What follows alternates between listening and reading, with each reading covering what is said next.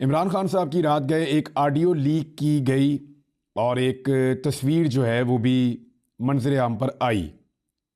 اب یہ آڈیو بنی کیسے، تصویر کیسے آئی، اس پہ بھی بات کرتے ہیں۔ لیکن الیکشن کمپین کا جو اختتام تھا وہ ایسا لگ رہا تھا کہ ساری پولیٹیکل پارٹیز کی مایوس کن رہے گی، کیونکہ جس پارٹی کے پاس زیادہ عوامی مقبولیت ہے اس کو باہر نکلنے نہیں دیا جا رہا۔ تو ایسا لگ رہا تھا ایک جیسا ہی ہوگا اور اس کا اختتام ہو جائے گا اور بات ختم ہو جائے گی۔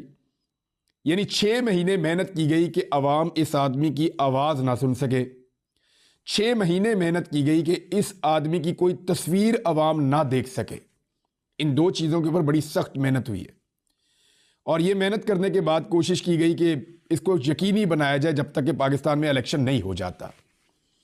اور رات کو کسی سائنٹسٹ نے ایک عجیب و غریب طریقے سے وہ آڈیو جو ایڈیٹڈ آڈیو ہے، وہ آڈیو جس کے ساتھ سب ٹائٹل